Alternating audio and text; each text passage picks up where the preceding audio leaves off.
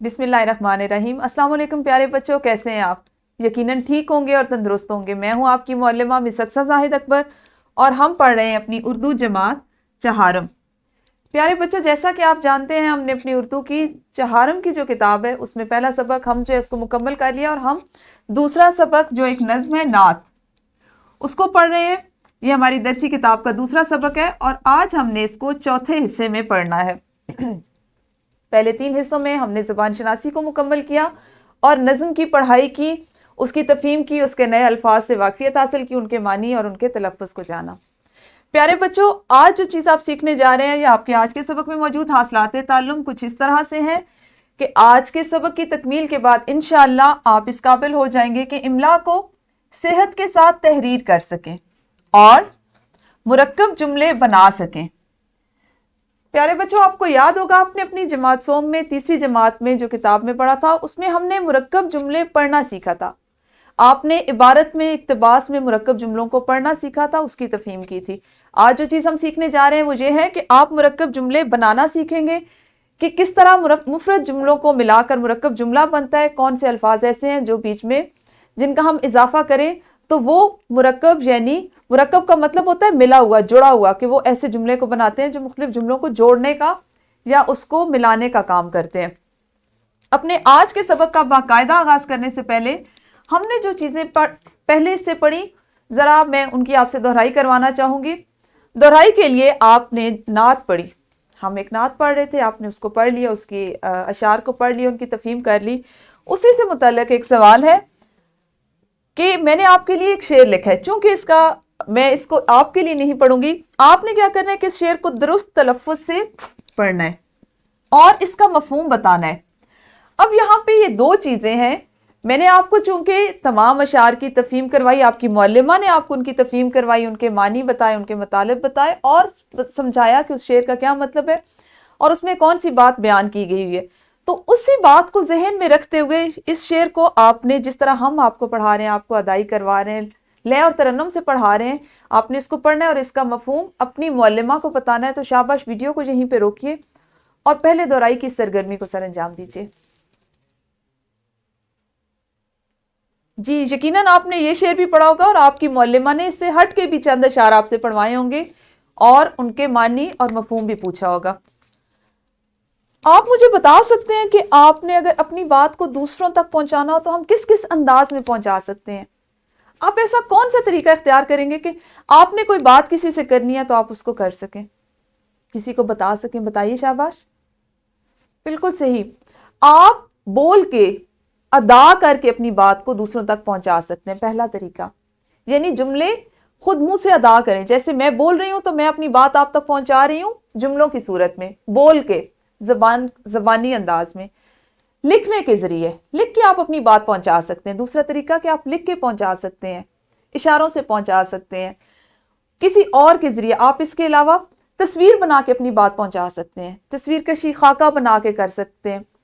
अब जिस वक्त हम ज़बानी बोलने की बात करते हैं और लिखने की बात करते हैं तो उसमें क्या होता है कि हम मुख्तलिफ अल्फाज को आपस में एक रब्त और एक तरतीब से मिला लेते हैं। और ये भी आप अपनी पिछली जमात में पढ़ चुके हैं कि हम मुख्तलिफ बामानी अल्फाज को जब एक साथ एक ख़ास तरतीब से मिलाते हैं तो वो एक जुमला बन जाता है।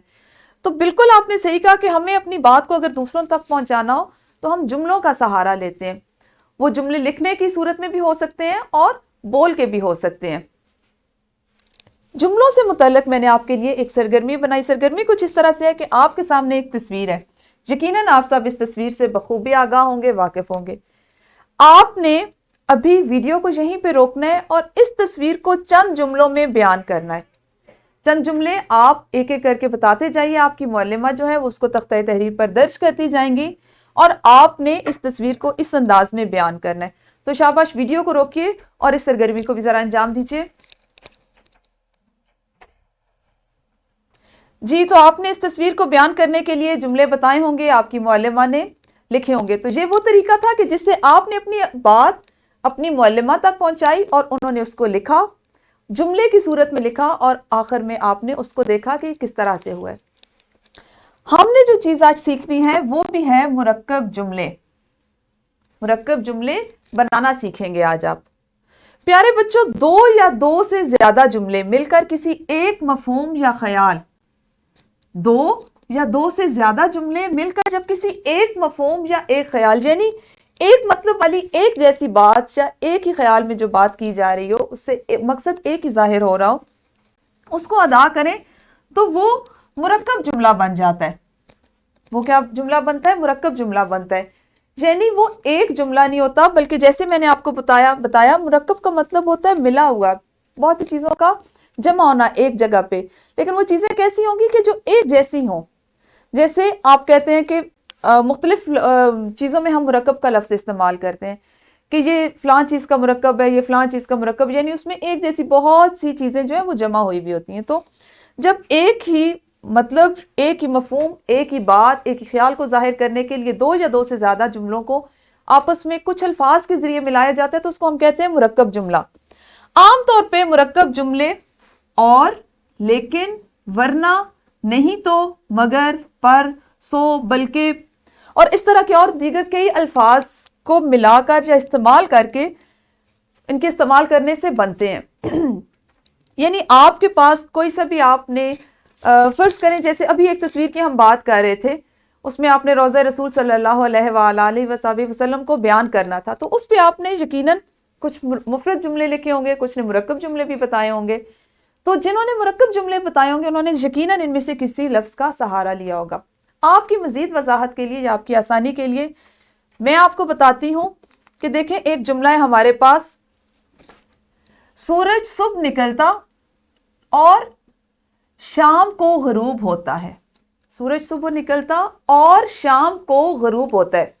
اگر میں ان کو مفرد جملوں کی صورت میں آپ سے کہوں کہ آپ مجھے بتائیں کہ یہ جملہ مفرد میں کس طرح سے ہوگا، تو آپ کس طرح سے بتائیں گے؟ اس میں ہم نے ایک ہی بات کی ہے، ہم سورج کے نکلنے اور اس کے غروب ہونے کے، اس کے طلوع اور اس کے غروب ہونے کی بات کر رہے ہیں، یعنی ایک ہی بات ہے، ایک ہی مفہوم ہے۔ اس کو ہم مفرد جملوں میں لکھیں تو ہم اس طرح سے کہیں گے کہ سورج صبح نکلتا ہے، یہاں ہم نے ایک جملہ مکمل کیا۔ فرض کر لیں ہمارے پاس ابھی مرکب جملہ بنانے کے لیے اور کا لفظ موجود نہیں ہے، اور ہم اس کو لکھتے ہیں، دوسرا جملہ ہمارا مفرد جملہ کیا ہوگا؟ سورج شام کو غروب ہوتا ہے۔ اب یہ دو جملے ہیں لیکن ان میں بات ایک ہی کی جا رہی ہے، یعنی آپ سے پوچھا جا رہا ہے سورج کے طلوع اور غروب ہونے کا وقت، یا آپ بتا رہے ہیں سورج کے طلوع اور غروب ہونے کا وقت۔ تو اس میں آپ نے بتایا سورج صبح نکلتا ہے، دوسرے جملے میں آپ نے مفرد جملے میں اس میں ایک بات آپ نے کی، بات کا ایک حصہ کیا، دوسرے جملے میں آپ نے بتایا سورج شام کو غروب ہوتا ہے۔ اب جب آپ کو کہا جاتا ہے کہ ان جملوں کی مدد سے ایک مرکب جملہ بنائیں تو آپ کیا کریں گے کہ سورج صبح نکلتا اور شام کو غروب ہوتا ہے، آپ نے اور کا اضافہ کیا، اس سے آپ نے دو مفرد جملوں کو ملا کر ایک مرکب جملہ بنا لیا، یعنی یہ دو جملوں کا ملاپ یا مرکب ہو گیا، ان کا ایک جگہ پہ ملا لیا گیا، اکٹھا کر لیا گیا، اور بات ایک ہی تھی جو آپ کو سمجھائی گئی۔ اسی طرح سے ہے اگلا جملہ، آمنہ نے جلدی آنے کا وعدہ کیا۔ بات مکمل ہو گئی، آمنہ نے جلدی آنے کا وعدہ کیا۔ اب اگر ہم اس کو الگ سے دیکھیں تو یہاں پہ ہے دھند کے باعث آمنہ نہ پہنچ پائی، یا آمنہ دھند کے باعث نہ پہنچ پائی، یہ آپ کا دوسرا جملہ ہو گیا جس میں ایک ہی بات کو الگ الگ جملوں میں، مفرد جملوں میں بیان کیا گیا ہے، یعنی بات ایک تھی، مفہوم ایک تھا، خیال ایک تھا، جملے الگ تھے اور جملے مفرد تھے۔ غور کریں کہ جملے مفرد تھے، اکیلے اکیلے تھے، ایک ایک جملہ تھا۔ اب جب آپ نے ان اکیلے جملوں سے، یعنی آمنہ نے جلدی آنے کا وعدہ کیا، آمنہ دھند کے باعث نہ پہنچ پائی، یہ ہمارے پاس دو مفرد جملے آ گئے۔ اب ہم ان کو مرکب بنائیں گے مگر کا اضافہ کر کے، آمنہ نے جلدی آنے کا وعدہ کیا مگر دھند کے باعث نہ پہنچ پائی۔ اب آپ غور کریں کہ ہم نے مرکب بنانے کے لیے مگر کا اضافہ کیا اور ایک ہی بات کو جو پہلے الگ جملوں میں تھی، مفرد جملوں میں تھی، ایک ہی جملے میں بیان کر لیا۔ اسی طرح اگلا جملہ ہے، اس نے نہ صرف جھوٹ بولا بلکہ دھوکہ بھی دیا۔ اب اگر میں آپ سے یہ کہوں کہ اس مرکب جملے کو، جس کو ہم نے بلکہ کی مدد سے مرکب بنایا ہے، تو مفرد جملوں میں تقسیم کریں تو آپ کس طرح سے کریں گے؟ آپ کا جواب کیا ہونا چاہیے؟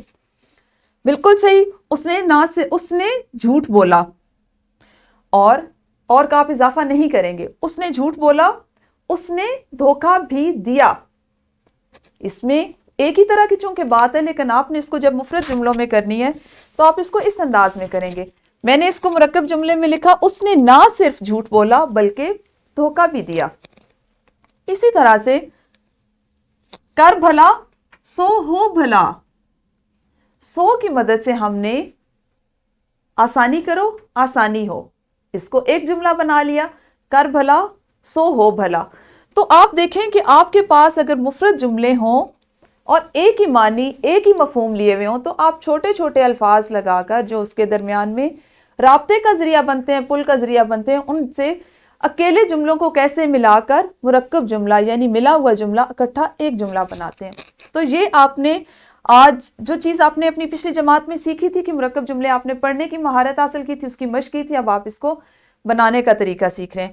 اب اسی کام کو کرنے کے لیے ابھی آپ نے سیکھ لیا، میں نے آپ کو مختلف الفاظ بھی بتائے جن کی مدد سے آپ مرکب جملے بنا سکتے ہیں. اس کے علاوہ بھی ہمارے پاس بہت سے اردو کے الفاظ ہیں جو آپ جملوں کے درمیان میں ایک مفہوم ایک خیال کو ظاہر کرنے والے جملوں کے درمیان میں استعمال کرتے ہوئے آپ مرکب جملہ بنا سکتے ہیں. آپ کے لیے ایک سرگرمی ہے جس کو آپ نے ابھی جماعت میں سر انجام دینا ہے. سرگرمی کچھ اس طرح سے ہے کہ آپ کو دو کالم دکھائی دے رہے ہوں گے، کالم الف اور کالم بے. کالم الف اور کالم بے کے جملوں کو ملا کر ایک ایک مرکب جملہ بنائیں.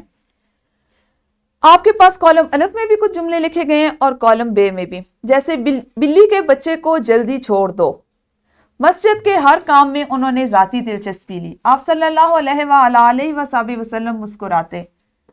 کالم بے میں آپ کے پاس نہایت خندہ پیشانی سے گفتگو فرماتے، یہ زخمی ہو جائے گا، اس کی نگرانی کا ذمہ ماسٹر عبدالحمید کو سونپا.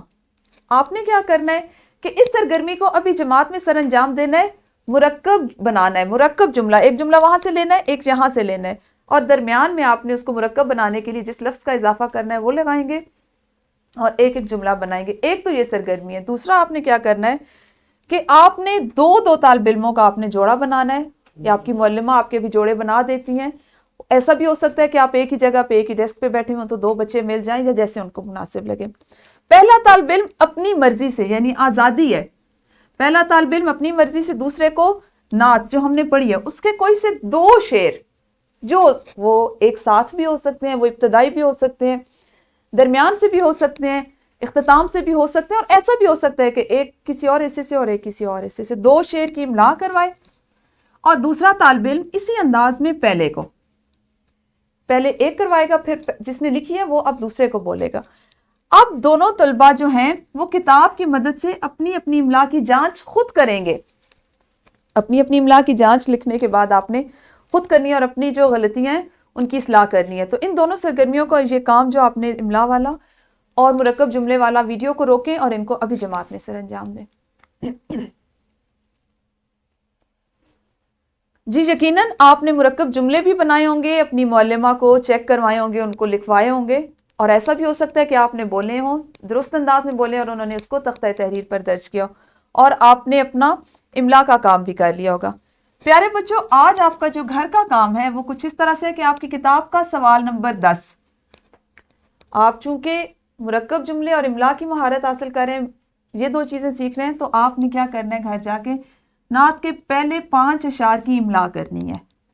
اب آپ نے اپنی باجی کو، اپنے بھائی، امی، ابو، کسی کو بھی کہنا ہے کہ وہ پہلے 5 اشعار آپ کو بولیں گے اور آپ نے اپنی اردو کی کاپی پر زبانی ان کی املا کرنی ہے. اور آپ نے ایک ورک شیٹ کرنی ہے. ورک شیٹ میں آپ کا جو سب سے پہلا سوال ہے، ہم نے آج سیکھا مرکب جملے. میں نے آپ کو مرکب جملہ بنانا سکھایا، اس کی مثالیں دکھائیں کہ کس طرح سے آپ مرکب جملہ مفرد سے بنا سکتے ہیں، اور میں نے آپ کو کالم کے ذریعے جملوں کو مرکب جملہ بنانا سکھایا. آپ نے کیا کرنا ہے کہ آپ کے لیے کچھ الفاظ ہیں جیسے لیکن، نہیں تو، ورنہ، سو، بلکہ. یہ 5 الفاظ ہیں. آپ نے ان کو استعمال کرتے ہوئے ایک ایک مرکب جملہ اپنی مرضی سے بنانا ہے. یاد رہے کہ مرکب جملہ دو یا دو سے زیادہ مفرد جملوں سے مل کے بنتا ہے. تو آپ نے ان اصولوں کو ذہن میں رکھتے ہوئے مرکب جملہ ان 5 الفاظ سے 5 مرکب جملے بنانے ہیں. دوسرا سوال ہے آپ کی ورک شیٹ کا کہ آپ نے والدین کی مدد سے نعت کے کوئی سے 3 اشعار کی املا کرنی ہے. اب پہلے 5 اشعار تو وہ ہیں جو آپ کی مشق کا حصہ ہے. اس کے علاوہ آپ نے اپنے والدین سے کہنا ہے کہ وہ آپ کو اس ورک شیٹ کے لیے کوئی سے بھی 3 شعر بولیں گے اور آپ نے وہ زبانی بولیں گے اور آپ نے زبانی ان کی املا کرنی ہے۔ تو پیارے بچوں یہ تو تھا ہمارا آج کا کام۔ اساتذہ کرام آپ کی سہولت اور آسانی کے لیے لیسن پلان، پی پی ٹیز اور ورک شیٹ موجود ہے، آپ جب چاہیں ڈسکرپشن باکس اس کو ڈاؤن لوڈ کر سکتے ہیں اور اپنی سہولت کے مطابق اس سے فائدہ اٹھا سکتے ہیں۔ شکریہ۔